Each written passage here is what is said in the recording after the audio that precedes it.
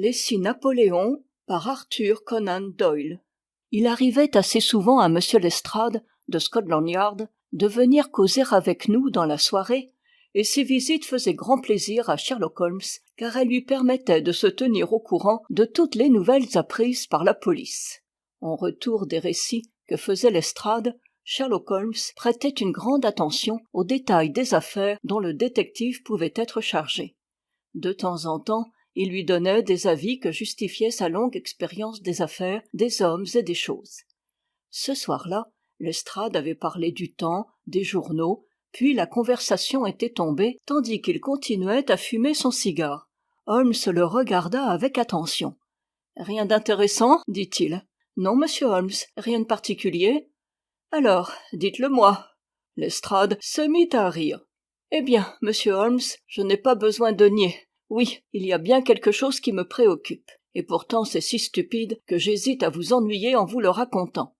D'un autre côté, l'événement, tout en ne sortant pas de la banalité, paraît cependant assez bizarre. Je sais, il est vrai, que vous avez un goût marqué pour ce qui sort de l'ordinaire, mais à mon avis, cette affaire paraît plutôt ressortir du domaine du docteur Watson que du vôtre.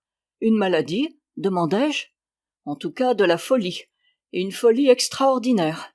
Croiriez-vous qu'il existe de nos jours un homme qui nourrit une telle haine contre Napoléon Ier qu'il brise impitoyablement toutes les statues qui le représentent ? Holmes s'enfonça dans sa chaise. « Cela ne me regarde pas, » dit-il. « C'est précisément ce que je viens de dire. Mais, comme l'homme en question se met à cambrioler des maisons dans le but de briser ces statues, il cesse d'appartenir au domaine du docteur pour passer dans celui de la police. » Holmes se redressa. « Ah, du moment où il y a des cambriolages, cela devient plus intéressant. Donnez-moi donc des détails. » Lestrade prit son carnet de rapports qu'il parcourut pour se rafraîchir la mémoire. « La première affaire a eu lieu il y a 4 jours, dit-il. Elle se passa chez M. Moïse Hudson, qui a un magasin de vente d'objets d'art dans Kennington Road. Le commis s'était un moment absenté du magasin quand tout à coup, il entendit du bruit à l'intérieur. Il revint en toute hâte et trouva brisé en 1000 morceaux un buste en plâtre de Napoléon qui était placé sur le comptoir au milieu d'autres œuvres d'art. Il se précipita dans la rue, mais, malgré l'affirmation de plusieurs personnes qui avaient vu un individu s'enfuir du magasin, il ne put le découvrir. Il crut donc voir dans ce fait un acte de vandalisme comme il s'en produit de temps en temps, et c'est dans ce sens que fut faite la déclaration à la police. Le buste ne coûtait que quelques shillings, et l'affaire semblait trop anodine pour qu'on se livrât à une enquête. Un second fait semblable se produisit, plus sérieux et plus étrange, la nuit dernière. Dans Kennington Road, à quelques centaines de mètres du magasin de Moïse Hudson, habite un médecin bien connu, le docteur Barnicoat, qui a une clientèle très importante sur la rive gauche de la Tamise. Sa résidence avec son cabinet de consultation est dans Kennington Road, mais il a une clinique à Lower Brixton Road, distante d'environ 2000. Le docteur est un admirateur enthousiaste de Napoléon. Sa maison est remplie de livres, de tableaux et de reliques se rapportant à l'histoire de l'empereur des Français. Il a acheté précisément chez Moïse Hudson des plâtres absolument pareils du buste de Napoléon par le sculpteur français Devine. Il a placé l'un d'eux dans le vestibule de sa maison de Kennington Road et l'autre sur la cheminée de son cabinet de Lower Brixton.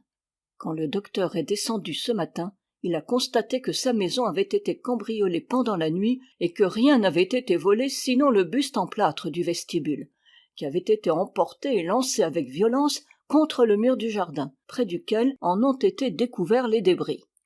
Holmes se frotta les mains. « Voilà qui n'est pas banal. Je pensais bien que cela vous intéresserait, mais ce n'est pas tout. Le docteur Barnicoat s'est rendu à midi à sa clinique. Et jugez de son étonnement en découvrant que la fenêtre avait été ouverte pendant la nuit et que les morceaux de son second buste jonchaient le sol. Il avait été réduit en miettes sur le lieu même. Nous n'avons pu découvrir aucun indice qui pût nous mettre sur la piste du criminel ou du fou qui avait causé l'accident. Maintenant, monsieur Holmes, vous connaissez les faits. »« Ils sont en effet assez bizarres pour ne pas dire grotesques, » dit Holmes. Je dois pourtant vous demander si les 2 bustes brisés chez le docteur Barnicoat étaient des reproductions exactes de celui qui a été cassé dans le magasin de Moïse Hudson. Oui, ils étaient sortis du même moule. Cette circonstance va à l'encontre de l'hypothèse que l'homme qui les a détruits a été poussé à cet acte par la haine de Napoléon en général. Si l'on considère le nombre immense de statues de Napoléon qui existent à Londres, il est impossible de supposer que c'est par une simple coïncidence que cet homme a mis en pièces 3 spécimens du même buste. « Je suis entièrement de votre avis, » dit Lestrade.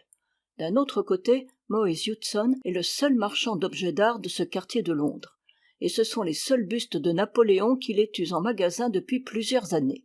Ainsi donc, bien qu'il existe à Londres, comme vous le dites, des centaines d'autres statues du grand homme, il est à présumer que celles qui ont été brisées sont les seules dans ce quartier. Dans ces conditions, il est tout naturel qu'un fanatique habitant de ce côté-ci ait commencé par elles. Qu'en pensez-vous, docteur Watson ? Il n'y a pas de limite à établir aux actes d'un fou, répondis-je. L'idée fixe, comme l'appellent les psychologues français, a pour effet de fausser l'intelligence sur un point, en laissant souvent toute la raison sur d'autres. Un homme qui a étudié à fond Napoléon, ou dont la famille, au cours de la Grande Guerre, aura reçu quelque mortelle injure, peut avoir été victime d'une idée fixe, sous l'empire de laquelle il aura accompli un acte de folie. « Ce n'est pas cela, mon cher Watson, » dit Holmes en secouant la tête. Toutes les idées fixes du monde ne lui auraient pas permis de découvrir où les bustes se trouvaient. Alors, quelle explication ? Je n'essaierai même pas d'en donner. Tout ce que je remarque, c'est une certaine méthode dans les procédés de cet homme excentrique. Par exemple, dans le vestibule du docteur Barnicoat, où le bruit aurait pu donner l'éveil, le buste a été porté à l'extérieur avant d'être brisé, tandis qu'à sa clinique, où ce danger n'existait pas, il a été cassé sur les lieux mêmes. Cette affaire paraît bien ordinaire, mais je ne l'affirmerai pas, car souvent, les affaires les plus difficiles que j'ai eues à élucider ont commencé de cette manière. Vous vous rappelez, Watson, comment ce terrible drame concernant la famille Abernethy me fut révélé. Je commençais, s'il vous en souvient, à remarquer que du persil avait été enfoncé dans le beurre au lieu d'être placé tout autour. Votre histoire du bris de ces 3 bustes ne me fait pas rire, Lestrade, et je vous serai très obligé de me tenir au courant de tout nouvel incident qui se produirait. Ces incidents, auxquels mon ami avait fait allusion, se produisirent plus rapidement et d'une manière plus tragique que nous ne l'aurions supposé. Le lendemain matin, j'étais en train de m'habiller dans ma chambre quand on frappa à la porte. Holmes entra, il tenait à la main une dépêche qu'il me lut. Venez de suite 131 Pitt Street, Kensington, Lestrade. Qu'y a-t-il ? Lui demandai-je. Je ne sais pas. Peut-être n'importe quoi, mais je soupçonne fort que c'est la suite de l'histoire des bustes.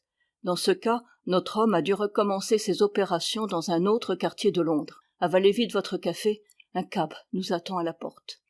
Une demi-heure après, nous arrivions à Pitt Street, une petite rue bien tranquille, dans un quartier des plus mouvementés de Londres. La maison portant le numéro 131 était comme ses voisines d'aspect très ordinaire, sans aucune ornementation. En arrivant, nous trouvâmes auprès du grillage une foule de curieux. Holmes laissa entendre un petit sifflement de plaisir. « Pardieu !» s'écria-t-il, « c'est au moins un meurtre. Il faut un événement de cette sorte pour détourner de leurs occupations les commissionnaires de Londres. Rien qu'à voir le cou allongé par la curiosité de ce gaillard, là-bas, je devine qu'il s'agit d'un acte de violence. Qu'est-ce ceci, Walser ? Les marches supérieures de l'escalier ont été lavées à grande eau, et les autres sont sèches. Ah, voici Lestrade à la fenêtre. Nous allons savoir le fin mot de l'affaire. » Le détective nous reçut d'un air très grave et nous fit entrer dans une pièce où se trouvait un homme d'âge moyen, en proie à la plus vive agitation qu'indiquait suffisamment le désordre de sa toilette. Il était vêtu d'une robe de chambre en flanelle. Il nous fut présenté comme le propriétaire de la maison, M. Horace Harker, membre du syndicat de la presse. « Encore une histoire du buste de Napoléon, » dit Lestrade. « Vous avez paru vous y intéresser hier au soir, et maintenant que l'affaire prend une tournure plus grave, j'ai pensé que vous seriez content de la suivre. » « Quelle tournure ? Un meurtre. Monsieur Harker, veuillez avoir l'amabilité de raconter à ces messieurs ce qui est arrivé. » L'homme à la robe de chambre se tourna vers nous avec une figure des plus tristes. « C'est extraordinaire, » dit-il. « J'ai passé toute ma vie à collectionner les affaires des autres, et maintenant qu'un drame sensationnel m'arrive pour mon propre compte, je suis si agité et si émotionné que je ne puis trouver mes mots. Si j'étais venu ici comme journaliste, je me serais interviewé moi-même et j'aurais trouvé le moyen de pondre 2 colonnes dans les journaux du soir. Actuellement, je passe mon temps à raconter mon histoire à tout le monde et je suis incapable de l'utiliser pour ma profession. J'ai entendu parler de vous, monsieur Sherlock Holmes, et si vous pouvez trouver la clé de cette énigme, je me considérerai comme payé de l'ennui que j'éprouve à vous la raconter. Holmes s'assit et écouta. Toute cette aventure paraît rouler sur ce buste de Napoléon que j'ai acheté il y a 4 mois pour orner cette pièce. Je l'ai eu à bon compte, tout près de High Street Station. Je travaille souvent très tard et j'écris jusqu'à l'aurore. C'est ce que j'ai fait cette nuit. J'étais assis dans mon cabinet qui se trouve sur le derrière de la maison, au dernier étage, quand vers 3 heures du matin, il me sembla entendre du bruit au rez-de-chaussée. J'écoutai et n'entendis plus rien. J'en conclus qu'il venait de l'extérieur.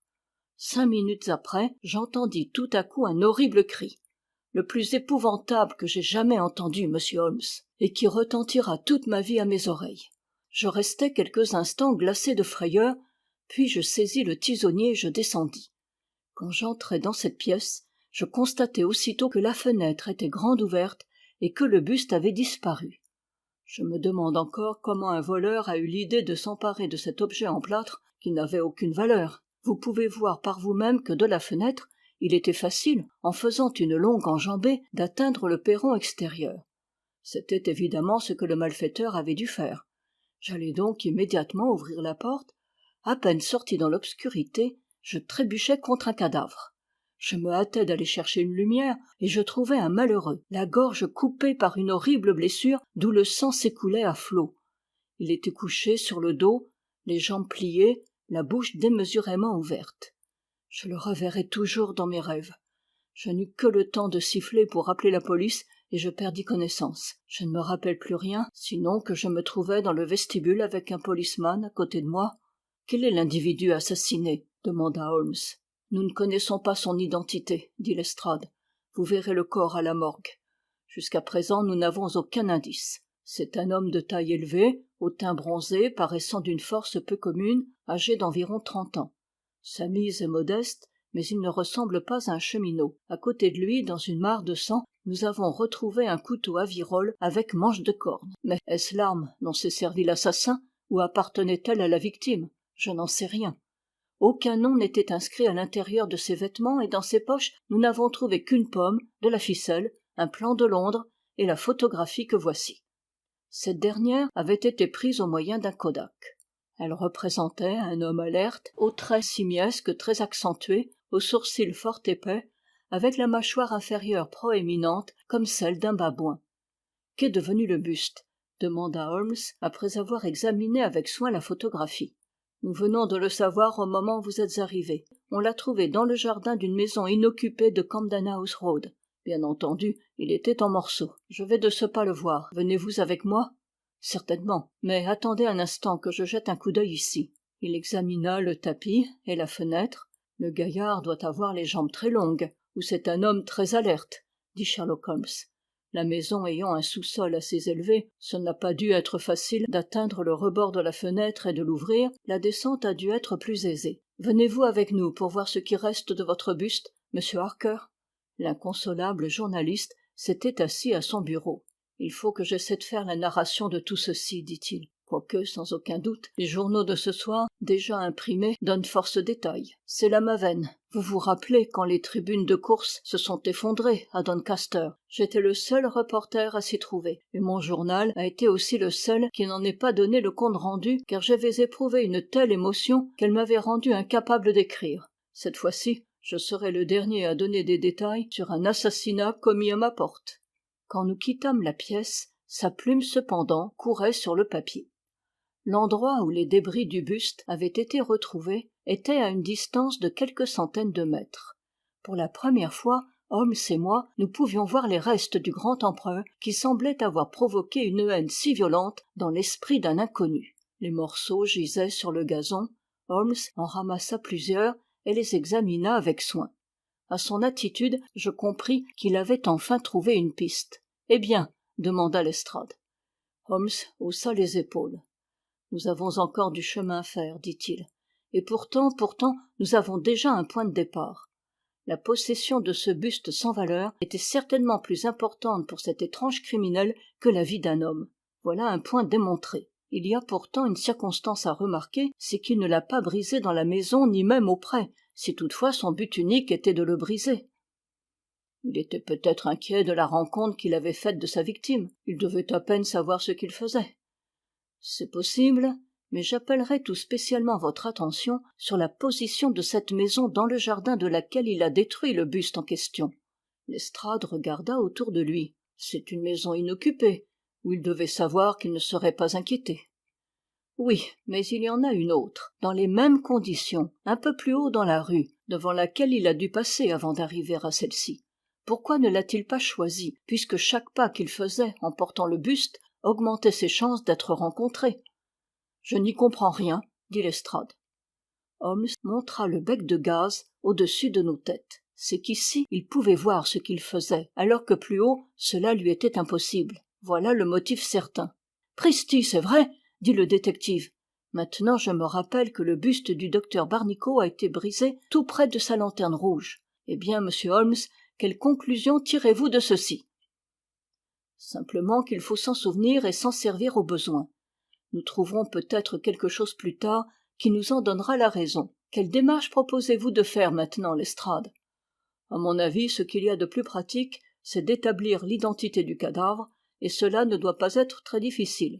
Quand nous l'aurons démontré, quand nous aurons trouvé quelles étaient ses habitudes, ses relations, ce sera un grand pas de fait pour deviner ce qu'il faisait à Pitt Street la nuit dernière, quel est celui qui l'a rencontré et tué sur le perron de M. Horace Harker.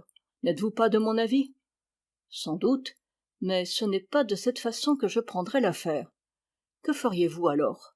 Oh, je ne veux pas vous influencer. Suivez donc votre idée et je suivrai la mienne. Nous comparerons ensuite nos résultats et nous nous aiderons mutuellement. Très bien, dit Lestrade. Si vous retournez à Pitt Street, vous pourrez revoir M. Horace Harker. Dites-lui de ma part que je suis certain que l'auteur du crime est un fou qui a pris en haine Napoléon. Cela lui sera utile pour son article. Lestrade le regarda bien en face. « Vous ne le pensez pas sérieusement, dit-il. Holmes sourit. « Peut-être, mais je suis sûr que mon renseignement sera d'un grand intérêt pour M. Harker et pour les abonnés des journaux. Maintenant, Watson, je pense que le travail qui nous attend aujourd'hui sera long et compliqué. Quant à vous, Lestrade, je vous donne rendez-vous à Baker Street ce soir à 6 heures. Laissez-moi jusque-là la photographie trouvée dans la poche de la victime. Peut-être aurai-je besoin de votre concours pour une expédition relative à ce crime que nous aurons à faire cette nuit, si mes raisonnements sont exacts. Allons, à ce soir, et bonne chance. » Sherlock Holmes et moi allâmes à pied jusqu'à High Street. Là, nous nous arrêtâmes au magasin de Harding Frères où le buste avait été acheté. Un jeune employé nous fit connaître que M. Harding n'était pas là, ne reviendrait que dans le courant de l'après-midi, et que lui-même nouvellement arrivé dans la maison ne pouvait nous donner aucun renseignement. Je lus le désappointement sur la figure de Holmes. Enfin, me dit-il, nous ne pouvons pas nous attendre à voir tout s'arranger comme nous le désirons, Watson. Il faudra revenir cet après-midi, puisque M. Harding est absent jusque-là. Je recherche, comme vous avez pu le deviner, l'origine exacte de ces bustes, afin de m'assurer s'il n'y a pas là un détail particulier expliquant leurs aventures. Allons chez M. Moïse Hudson, à Kennington Road, et nous verrons s'il peut nous éclairer sur ce point. Après 1 heure de voiture, nous arrivâmes chez le marchand d'objets d'art. C'était un homme de petite taille, assez gros, au visage rubicond, aux manières vives. « Oui, monsieur, dit-il, sur mon comptoir. Pourquoi nous fait-on payer des impôts puisqu'on laisse entrer le premier coquin venu chez nous pour briser nos marchandises? C'est moi qui ai vendu au docteur Barnicoat les 2 statues. C'est honteux. Cela ne peut être que quelque complot. Seul un anarchiste a pu briser ces statues. Voilà ce que font les républicains rouges. Vous m'avez demandé où je me les suis procurées. Je ne vois pas en quoi cette question se rapporte au crime. Cependant, si vous voulez le savoir, je les ai achetées chez Gelder & Compagnie, Church Street, Stepney, une maison honorable connue depuis 20 ans. Combien j'en ai acheté? 3. 2 et 1 font 3, 2 que j'ai vendus à M. Barnicoat, et celui qu'on a brisé en plein jour sur mon comptoir. Si je connais cette photographie? Non, je ne connais pas celui qu'elle représente. Si pourtant, attendez, mais c'est Beppo, une espèce d'Italien, un homme à tout faire que j'employais dans le magasin, qui savait dorer, encadrer, et me rendait quelques services. Cet individu m'a quitté la semaine dernière, et je n'en ai pas entendu parler depuis. Je ne sais ni d'où il venait, ni où il allait. Je n'ai rien eu à lui reprocher pendant tout le temps qu'il est resté à mon service. Il est parti 2 jours avant l'incident arrivé à mon buste. C'est tout ce que nous pouvions raisonnablement attendre de Moïse Hudson, dit Holmes, quand nous fûmes sortis du magasin. Nous avons trouvé que Beppo avait été employé à Kennington. Peut-être l'a-t-il été aussi à Kensington. Cela seul vaut bien notre course. Maintenant, il faut aller chez Gelder & Compagnie à Stepney, d'où viennent les statues. Je serais bien surpris si je n'y recueillais pas un renseignement précieux. Nous traversâmes rapidement le Londres élégant, puis le Londres des hôtels, le quartier des théâtres, des auteurs et des commerçants, et enfin nous atteignîmes les quartiers maritimes qui forment au bord du fleuve comme une ville cosmopolite où vivent des centaines de milliers d'âmes. Dans une large rue habitée jadis par les marchands les plus riches de la capitale, nous découvrîmes l'établissement que nous cherchions. Au dehors se trouvait une immense cour remplie de pierres de taille. À l'intérieur, une cinquantaine d'ouvriers étaient occupés à sculpter ou à mouler. Le directeur, un Allemand au type blond, nous reçut très poliment et répondit clairement aux questions posées par Holmes. En consultant ses livres, il constata que des centaines de moulages du buste en marbre de Napoléon sculpté par Devine avaient été faits et que 3 d'entre eux avaient été envoyés à Moïse Hudson 1 ou 2 années auparavant. La fournée était composée de 6 exemplaires, les 3 autres avaient été vendus à Harding Frères de Kensington. Le directeur n'avait aucun motif de soupçonner que ces 6 statues fussent différentes des autres et qu'une raison quelconque pût décider quelqu'un à les détruire. Cette idée même le fit sourire. Leur prix de fabrique était de 6 shillings, mais le revendeur pouvait les vendre 12. Le buste avait été pris au moyen de 2 moulages, un de chaque côté de la tête. Les 2 profils en plâtre de Paris avaient été juxtaposés pour faire le buste complet. Ce genre de travail était ordinairement fait par les Italiens. Quand les bustes étaient terminés, on les plaçait sur une table dans le corridor pour les faire sécher. Ils étaient ensuite portés à l'atelier, c'était tout ce qu'ils pouvaient nous faire connaître, mais l'exhibition de la photographie produisit un effet surprenant sur le directeur. Sa figure devint rouge de colère et ses sourcils se froncèrent sur ses yeux bleus de teuton. « Ah, le gredin !» s'écria-t-il. « Oui, vraiment, je le connais très bien. Cette maison a toujours été honorable, et la seule fois que la police y mit les pieds, ce fut à propos de cet homme. Il y a de cela plus d'1 an. Il donna dans la rue un coup de couteau à un autre Italien, puis il arriva ayant la police à ses trousses et fut arrêté ici même. Il s'appelait Beppo. Je n'ai jamais connu son nom de famille. Cela m'apprend à engager un homme avec une pareille tête. C'était pourtant un bon ouvrier, un de nos meilleurs. À combien fut-il condamné ? La victime eut la chance de guérir, il n'eut qu'1 an de prison. Sans doute il a fini son temps, mais il n'a pas eu l'aplomb de se montrer ici. Nous avons dans nos ateliers un de ses cousins, il pourra sans doute vous dire où il est. Non, non, dit Holmes, pas un mot au cousin, je vous en prie. L'affaire qui nous occupe est très importante, et plus je l'étudie, et plus elle me paraît grave. Quand vous regardiez dans votre livre pour chercher la date de la vente de ces statues, j'ai constaté qu'elle avait eu lieu le 13 juin de l'année dernière. Pouvez-vous me dire à quelle date Beppo a été arrêté ? Je puis vous le dire à peu près par notre registre de comptabilité. Oui, continua-t-il, après avoir feuilleté le registre, il a été payé pour la dernière fois le 20 mai. Merci, dit Holmes. Je ne crois pas devoir abuser plus longtemps de vos instants. Puis, après lui avoir recommandé la plus entière discrétion, nous nous retirâmes. L'après-midi était déjà avancé quand nous prîmes un léger repas dans un restaurant. Un journal collé dans un cadre à l'entrée annonçait le crime de Kensington comme un assassinat commis par un fou, et la lecture du journal nous montra que M. Harker avait réussi à faire imprimer à temps son compte rendu. 2 colonnes faisaient le récit de l'événement du jour. Holmes acheta le journal et tout en mangeant le parcourut avidement, mais avec des sourires à certains passages. « Ça va bien, Watson, dit-il. Écoutez ceci. Nous sommes heureux de faire connaître à nos lecteurs que les opinions les plus autorisées sont unanimes pour établir le mobile de cette affaire, car M. Lestrade, un de nos détectives les plus expérimentés de Scotland Yard, ainsi que M. Sherlock Holmes, l'expert bien connu, estiment tous les 2 que les incidents qui se sont terminés d'une manière si tragique sont l'œuvre d'un fou et non d'un criminel avéré. Aucune autre explication ne pourrait être donnée de faits semblables. La presse, voyez-vous, Watson, est un instrument remarquable quand on sait s'en servir. Et maintenant, si vous le voulez bien, Nous allons aller à Kensington voir ce que le directeur de Harding et Frères pourra nous raconter. Le fondateur du magasin était un homme de petite taille, à l'allure vive, vêtu avec le plus grand soin.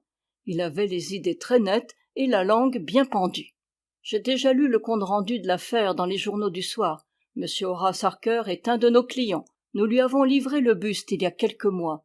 Nous en avions commandé 3 semblables à Gelder et compagnie. Ils sont tous vendus maintenant. Nous saurons facilement vous dire à quelle personne en consultant nos livres. Les voici d'ailleurs.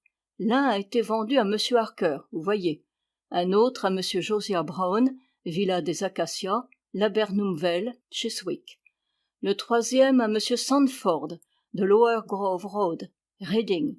Je n'ai jamais vu l'homme dont vous me montrez la photographie. Je n'aurais jamais oublié cette figure si je l'avais vue, car on en rencontre rarement de plus remarquable par sa laideur.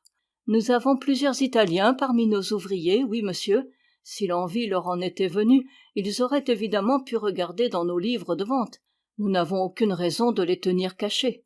En tout cas, voilà une affaire étrange. Et si j'ai pu vous être utile en quelque façon, j'espère qu'en retour, vous voudrez bien m'en donner des nouvelles. Holmes, pendant la déclaration de M. Harding, avait pris plusieurs notes, et je voyais que la tournure que prenait l'affaire lui plaisait beaucoup. Il ne fit cependant aucune remarque, et se borna à observer que, si nous ne nous hâtions pas, nous serions en retard au rendez-vous de l'estrade. En effet, quand nous arrivâmes à Baker Street, il était déjà là, et se promenait de long en large, en proie à la plus vive impatience. Je vis à son regard qu'il n'avait pas perdu sa journée. « Eh bien, demanda-t-il, quelle nouvelle, monsieur Holmes ? Nous avons eu une journée très chargée qui n'a pas été inutile. Nous avons vu le fabricant qui a moulé les bustes et les négociants qui les ont vendus.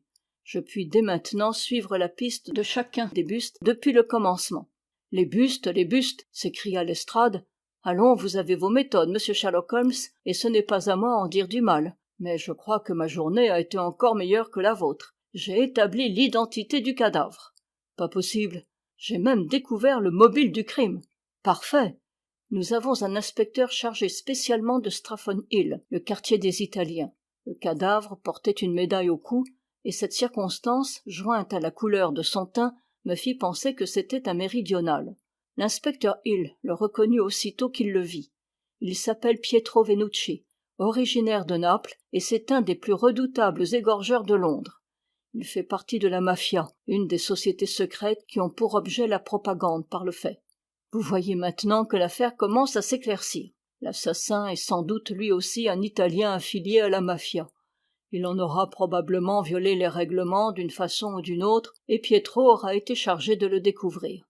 Sans doute, la photographie qui a été trouvée dans sa poche est celle de son assassin qu'il avait reçue pour éviter toute erreur de personne. Il a donc dû le suivre, le voir entrer dans une maison, le quitter, et c'est probablement au cours de la discussion qu'il a eue avec lui qu'il a été tué. Qu'en pensez-vous, monsieur Sherlock Holmes ? Holmes applaudit. « Très bien, Lestrade !» s'écria-t-il. « Mais je n'ai pas bien suivi votre raisonnement sur la destruction des bustes. »« Les bustes, vous ne voyez que cela. Au fond, cela n'est rien. Ce sont des larcins qui valent tout au plus 6 mois de prison. C'est sur le meurtre que porte notre enquête, et je tiens désormais tous les fils dans ma main. Qu'allez-vous faire maintenant ? Oh, c'est bien simple. Je vais aller avec Hill dans le quartier des Italiens, j'y trouverai l'homme dont nous avons la photographie, et je l'arrêterai sous l'inculpation d'assassinat. Viendrez-vous avec nous ? Je ne crois pas. J'ai dans l'idée que nous arriverons au but d'une façon encore plus simple. Je ne puis en être certain, tout cela dépend d'un facteur qui est hors de notre contrôle. Cependant, j'ai bon espoir. Je parierais même 2 contre 1 que si vous nous accompagnez cette nuit, je vous ferai mettre la main dessus. Dans le quartier des Italiens ? Non, mais je crois à Chiswick. Si vous voulez venir avec nous, je vous promets que j'irai demain avec vous dans le quartier des Italiens et que ce dernier retard ne gênera en rien notre information. Je crois maintenant que quelques heures de sommeil nous feront du bien. Il ne faut pas partir avant 11 heures. Nous serons de retour sans doute avant le lever du jour. Dînez donc avec nous, Lestrade, et vous vous étendrez sur ce canapé jusqu'au moment du départ.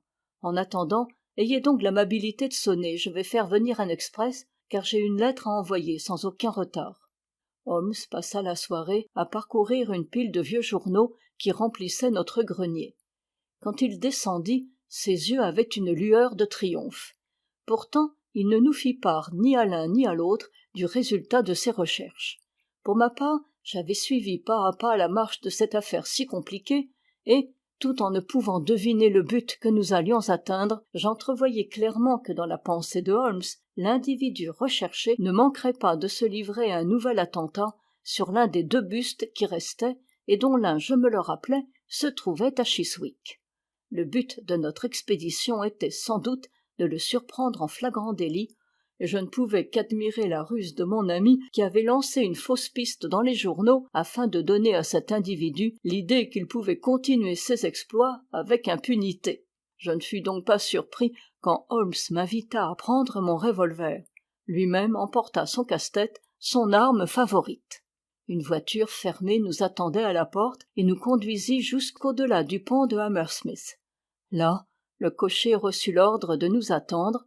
Nous marchâmes à pied jusqu'à une rue assez isolée, bordée de chaque côté de maisons élégantes, entourées chacune d'un jardin. À la lueur du bec de gaz, nous pûmes apercevoir le nom de la villa des Acacias, inscrit sur la barrière. Le propriétaire devait être déjà couché, car on ne voyait aucune lumière, excepté au-dessus de l'imposte de la porte d'entrée, dont la lueur éclairait vaguement l'allée du jardin. La barrière en bois qui séparait la propriété de la route rendait l'endroit plus obscur, et c'est là que Holmes nous fit cacher. « Nous aurons, je le crains, longtemps à attendre, » dit Holmes. « Nous avons, au moins, la chance qu'il ne pleuve pas. Il est plus prudent de ne pas fumer, ce qui nous ferait passer le temps. Enfin, nous avons 2 chances contre 1 de réussir, ce qui compensera notre peine. » Cependant, notre attente ne fut pas aussi longue que Holmes l'avait craint, et elle se termina de la façon la plus soudaine et la plus inattendue. Tout à coup, sans un bruit qui eût pu éveiller notre attention, la barrière du jardin s'ouvrit et un individu, alerte comme un singe, s'avança rapidement dans l'allée. Nous le vîmes passer dans la traînée de lumière venant de la porte et disparaître derrière la maison. Puis il se fit un long silence pendant lequel nous eûmes soin de retenir notre respiration. Nous entendîmes bientôt un grincement, on ouvrait une fenêtre, le bruit cessa, l'individu avait pénétré dans la maison. Nous vîmes le rayon d'une lanterne sourde dans une pièce. Ce qu'il cherchait ne s'y trouvait pas, il passa dans une autre, puis dans une 3e. « Allons à la fenêtre ouverte, » dit Lestrade. « Nous le prendrons au moment où il sortira. » Avant que nous eussions pu faire un pas, l'homme était sorti. Nous pûmes constater qu'il portait sous le bras quelque chose de blanc. Il regarda tout autour de lui, le silence de la rue déserte le rassura. Il nous tournait le dos pour déposer son butin. Un instant après, nous perçûmes un bruit sec. L'homme était si absorbé qu'il ne nous entendit pas traverser la pelouse. Holmes bondit comme un tigre et le saisit. En un instant, Lestrade et moi le prenons par le bras et lui passons les menottes. Je n'ai jamais rencontré une figure plus hideuse. Il nous contemplait les traits convulsés. C'était l'homme de la photographie. Holmes, cependant, ne parut pas s'occuper de notre prisonnier. Assis sur les marches du perron, il examina avec le plus grand soin les débris de l'objet que l'homme avait emporté de la maison. C'était un buste de Napoléon, semblable à celui que nous avions vu le matin même, brisé de la même façon. Holmes regarda à la lumière chacun des morceaux de plâtre, mais ils étaient tous pareils. Il venait de terminer cet examen quand le vestibule s'éclaira et la porte s'ouvrit. Le propriétaire de la maison, un homme obèse, à l'air jovial, se présenta en bras de chemise. « Monsieur Josiah Brown, je pense, » dit Holmes. « Lui-même, monsieur, et vous êtes sans doute monsieur Sherlock Holmes. J'ai reçu votre lettre que m'a apportée l'express, et j'ai suivi ponctuellement les instructions que vous m'aviez envoyées. Nous avons fermé toutes les portes à clé à l'intérieur et nous avons attendu les événements. Je suis très heureux de voir que vous avez pris ce bandit. Veuillez entrer maintenant, messieurs, pour vous rafraîchir. » Mais Lestrade désirait vivement déposer son prisonnier dans un lieu sûr. On envoya donc chercher notre fiacre et nous repartîmes pour Londres. Notre homme n'ouvrit pas la bouche pendant le trajet et se borna à nous regarder d'un air furieux. Profitant même d'un moment où ma main était à sa portée, il la saisit et essaya de la mordre, comme un loup affamé. Nous attendîmes au bureau de police pendant qu'on le fouillait. On ne trouva sur lui que quelques shillings et un long couteau sur le manche duquel se voyaient des traces de sang. Cela va bien, dit Lestrade, en nous quittant. Il connaît toute la bande et il nous dira son nom. Vous verrez que mon hypothèse de la mafia se trouvera justifiée. Mais je vous suis très reconnaissant, monsieur Holmes, de m'avoir si bien secondé dans cette arrestation, quoique je ne comprenne pas encore très bien comment vous avez pu opérer. Il est trop tard pour vous l'expliquer, dit Holmes, et il y a 1 ou 2 détails qui manquent encore à l'heure actuelle. C'est, croyez-le, une de ces affaires qui mérite d'être suivie jusqu'au bout. Si vous voulez, vous vous trouverez demain soir à 6 heures à mon appartement, et je pourrai sans doute vous démontrer que vous n'avez pas encore compris ce mystère absolument unique dans les annales du crime. Si jamais je vous permets, Watson, de raconter au public quelques-uns de mes problèmes, je prévois que vous ne manquerez pas de raconter celui des bustes de Napoléon. Quand nous nous retrouvâmes dans la soirée, Lestrade nous donna de nombreux détails sur notre prisonnier. Il s'appelait Beppo, dit-il. Son autre nom était resté inconnu.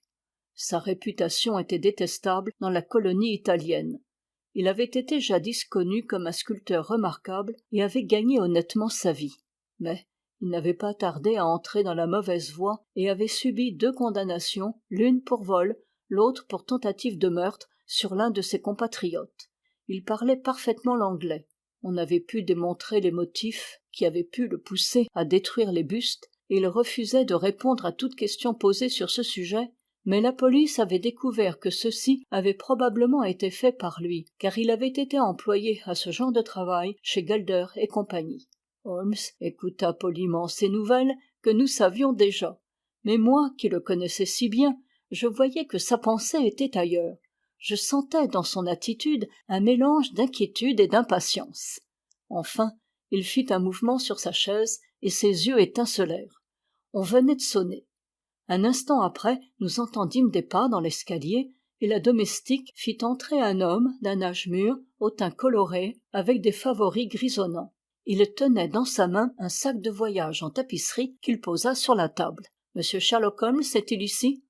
Mon ami salua et sourit. « Vous êtes monsieur Sandford de Reading, dit-il. »« Oui, monsieur, et je crains d'être légèrement en retard, mais les trains sont si incommodes. Vous m'avez écrit au sujet d'un buste que j'ai en ma possession. »« Parfaitement. J'ai votre lettre sur moi, dans laquelle vous me dites que vous désirez avoir une reproduction du buste de Napoléon de Devine, et que vous êtes disposé à m'acheter 10 livres, celle que je possède. Parfaitement. Votre lettre m'a vivement surpris, et je me suis demandé comment vous aviez su que j'avais cet objet. Votre surprise ne m'étonne pas. Monsieur Harding, de la maison Harding et Frères, m'a affirmé vous avoir vendu le dernier et m'a donné votre adresse. Ah, c'est cela. Vous a-t-il dit combien je l'avais payé? Non pas. Bien que je ne sois pas riche, je suis un honnête homme, et je tiens à vous dire que ce buste m'a seulement coûté 15 shillings. Je trouve qu'il est de mon devoir de vous en avertir avant d'accepter vos 10 livres. Ce scrupule vous fait honneur, monsieur, mais j'ai fixé mon prix et je m'y tiens. Vous êtes très généreux, monsieur Holmes. J'ai apporté avec moi le buste ainsi que vous me l'aviez demandé. Le voici. Il ouvrit son sac, et enfin nous pûmes apercevoir sur notre table le buste entier que nous avions si souvent vu en morceaux. Holmes tira de sa poche une feuille de papier et posa sur la table une banquenote de 10 livres. Voulez-vous avoir l'amabilité de signer en présence de ces témoins ce reçu qui me délègue tout droit sur ce buste? Je suis un homme très méticuleux, voyez-vous, et on ne sait jamais la tournure que peut prendre une affaire. Allons, merci, monsieur Sandford. Voici votre argent, je vous souhaite le bonsoir. Quand notre visiteur eut disparu, les mouvements de Sherlock Holmes attirèrent notre attention. Il commença par prendre dans un tiroir une nappe qu'il étendit sur la table, puis il plaça au centre le buste qu'il venait d'acheter. Enfin, saisissant un casse-tête, il frappa un violent coup sur la tête de Napoléon. Le buste se brisa en morceaux et Holmes se pencha avec intérêt sur ces débris. Tout à coup, il poussa un cri de triomphe et nous montra un des morceaux dans lequel nous aperçûmes encastré un petit objet sombre. On eût dit un raisin dans un pudding. « Messieurs, s'écria-t-il, laissez-moi vous présenter la fameuse perle noire des Borgia. » Lestrade et moi restâmes tous les deux stupéfaits, puis nous applaudîmes comme au théâtre au dénouement d'une scène palpitante. Un flot de couleurs envahit les joues pâles de Holmes et il nous salua comme un acteur qui reçoit les applaudissements de son auditoire.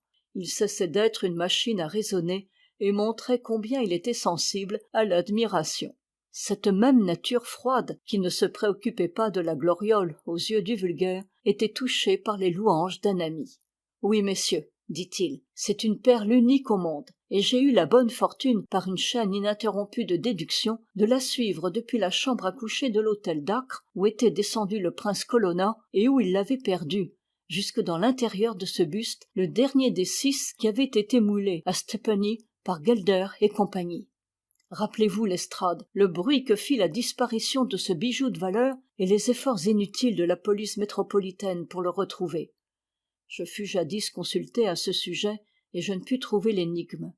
Les soupçons s'étaient portés sur la femme de chambre de la princesse, une Italienne. Il fut établi qu'elle avait un frère à Londres, mais on ne put trouver entre eux aucune trace de relation. La femme de chambre s'appelait Lucrezia Venucci, et sans nul doute Pietro, qui a été assassiné l'autre nuit, devait être son frère.